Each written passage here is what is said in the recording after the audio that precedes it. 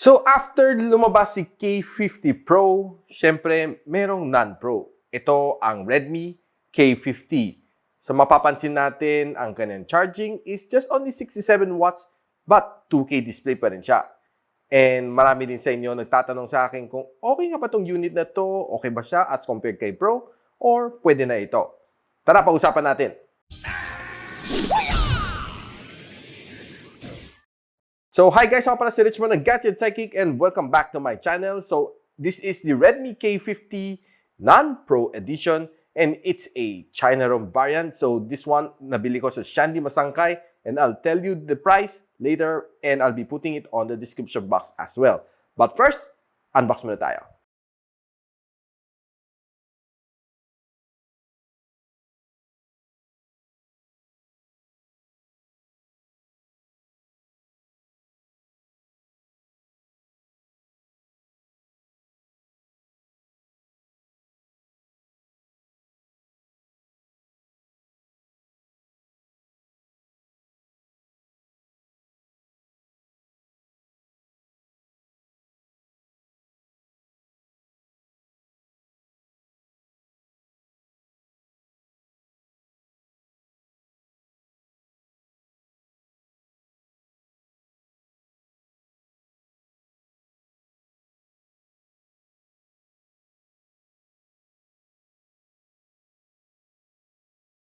So ayan guys, nakita na natin ang unboxing ng Redmi K50. And this is the non-Pro variant, ika nga.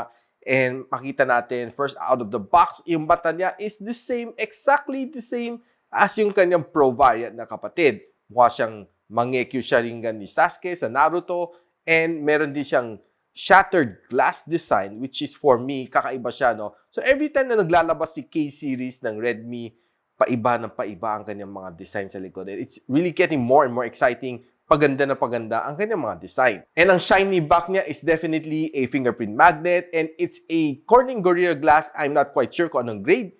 Sa side, it's a plastic frame. And sa harap, it's a Corning Gorilla Glass Victus. Kahit non-pro siya, no, nilagyan pa rin ni Redmi ng Corning Gorilla Glass Victus, giving it a maximum protection against scratch and against smudge. Definitely giving the best protection possible para sa inyong smartphone. Now, this phone is being powered by the MediaTek Dimensity 8100.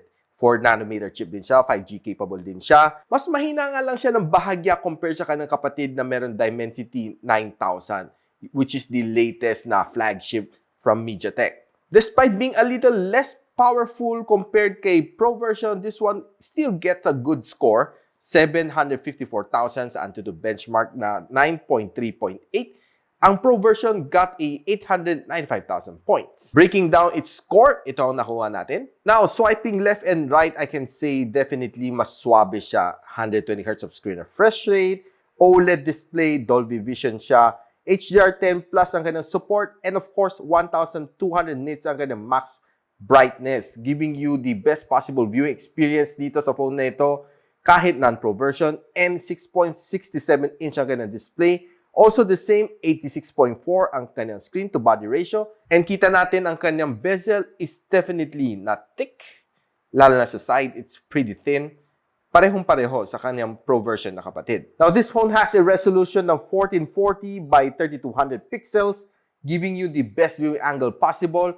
And you can also set some of these settings dito sa display. Ito sa refresh rate, pwede mo i-calibrate from default to custom.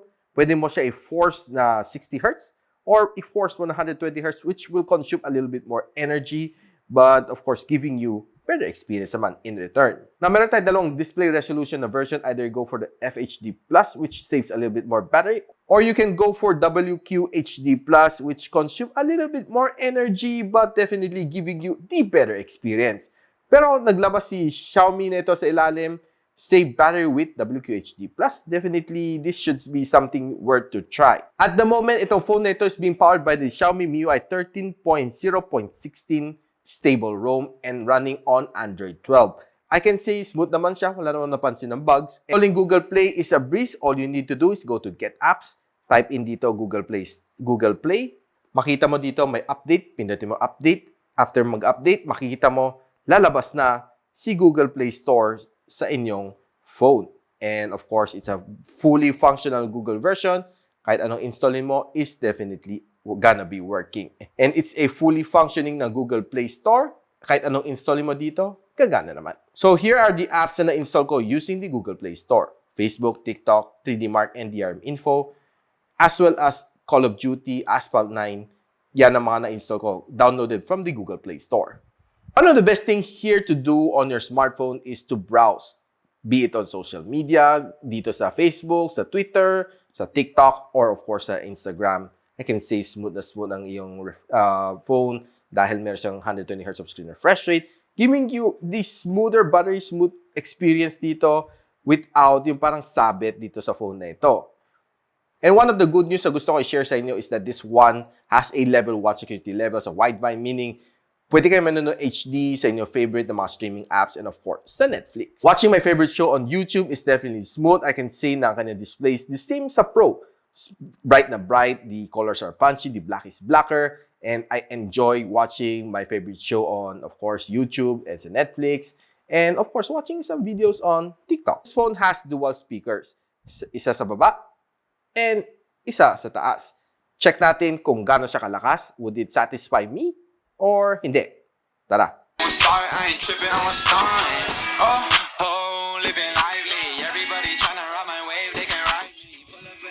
To the curve looking icy. I ain't never stressed about a fit, I'm on hype beats. Well, listening to music dito sa Spotify and sa YouTube, and of course, playing games, I can say yung sound siya is okay. Malakas naman siya, hindi naman siya medyo mahina ang dating. And if nabitin kayo dito sa sounds niya, you can always opt to use your favorite Bluetooth headset or TWS. And I have this one, Xmowi from Plextone na true wireless gaming headset, which I will try later and show you kung okay nga ba siya dito sa testing ko, no, playing Call of Duty Mobile and Asphalt 9. And this is the T2 model. So since gaming na napag-usapan natin, buksan muna natin si Game Turbo Mode. So papasok siya sa Game Space, and there you can choose your favorite game. Mine is Call of Duty and Asphalt 9. Yun ang mga nakaload dito sa akin. So before that, i-unbox muna natin quickly itong si Xmowi True Wireless Gaming Headset T2. So kita natin, ang design niya is definitely cute. Maliit siya. I'll be honest with you, by far this is probably the cutest na meron ko na TWS. And meron siya cartoonistic design na parang going to space, astronaut or what. And ang ganda. Ganda ng kanyang ano. Though it's a plasticky feel, but I can say nevertheless, ang kanyang, probably yung kanyang feel nito sa tenga is, well, hindi naman masyadong cheap. So, of course, kailangan muna natin remove ang kanyang dalawang plastic dito sa ilalim to be able to charge. Now, ganito itsura niya for the right buds. And ganito itsura niya for the left buds. All I need to do is just plug it back para mag-charge. Meron siyang green na LED light here. And sa ibabaw, makita natin, may dalawang red na LED light, meaning it's charging. Sa ilalim ka ng Type-C port for recharging. And inside the box, meron pa siyang manual and of course, Type-C cable. So ilalabas muna natin for pairing purpose. I-pair natin. Ang pangalan niya is BT. Okay? So, next is to, of course, plug it to my ears. Then, try natin mag-game. Now, playing the game Call of Duty Mobile, nag-enjoy ako sa kanya. The Dimensity 8100 is definitely made for gaming. Though it's not as powerful as the Dimensity 9000, but this one can definitely game. There are times na may kunting frame drop, kunting-kunti lang, and there's time na may kunting-kunting lag lang, but you can always downgrade your settings a bit para medyo mas smoother experience. But for me, sinagad ko siya, and sa likod medyo uminit kunti. Somewhere here. So, yeah, of course, nasa 43 degrees Celsius ang kanyang maximum na sustain na init while playing for 1 hour. And the game graphics, I can say, sobrang smooth niya, no, dahil OLED ko yung display panel and 120Hz ang kanyang screen refresh rate. It gives me the best, one of the best gaming experience dito sa smartphone. And by far, guys, sabihin ko sa inyo ang presyo, this one, nabili ko siya hindi masangkay for 24,000 pesos. It's a 5,000 pesos difference compared sa Pro version. Ang difference niya is just the camera and the processor. I can say na this one, I think would probably be the better buy as compared sa Pro version dahil sa kanyang capability, which almost rival yung kanyang Pro version na kapatid. But of course, if you want better camera, no doubt, you should go for the Pro version. Playing both games, Call of Duty Mobile and Asphalt 9, nag-enjoy ako both. Ang ganda ng kanyang graphics, smooth. Gameplay is definitely okay, wala akong naging problema. And I can say, itong screen niya, ang ganda ng kanyang display, sobrang punchy ang kanyang colors, giving you the best experience possible while playing. Mas immersive siya.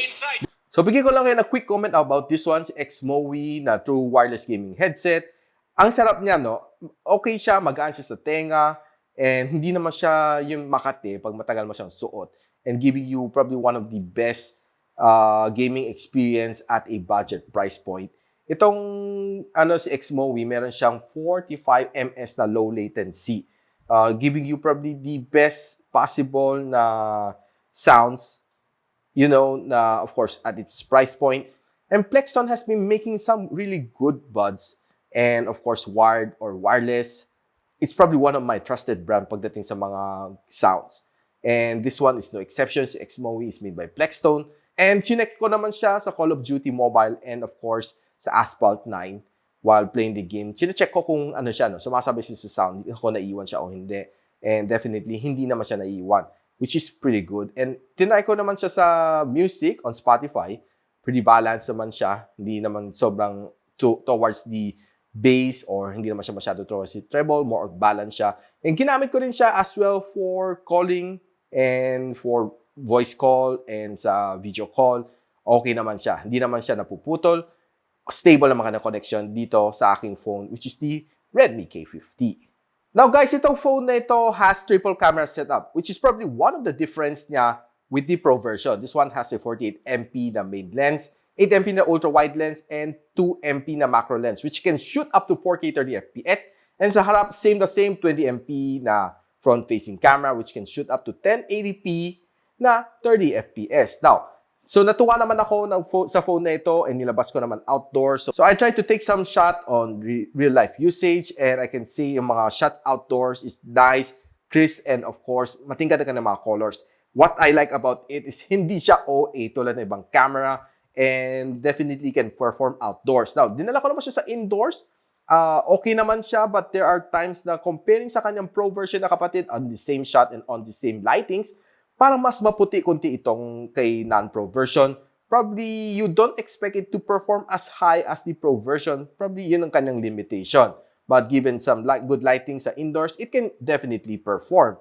Now, one of the surprising things dito is ang kanyang selfie camera.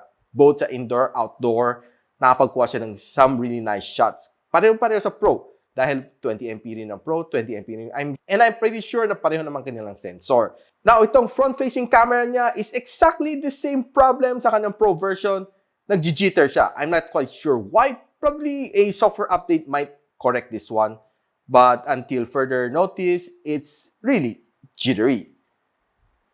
And ang kanyang rear camera recording at 4K 30fps, it's nice and quite stable naman siya. Dahil meron siya OIS. And this is definitely a good camera that you can start off with your vlogging experience. Now, itong phone na ito has 3 things that is different from its Pro brother. 1 is ang kanyang camera, 2 is kanyang processor, and 3 is kanyang battery. Mas malaki ang battery nito as compared sa kanyang Pro version. And presyo.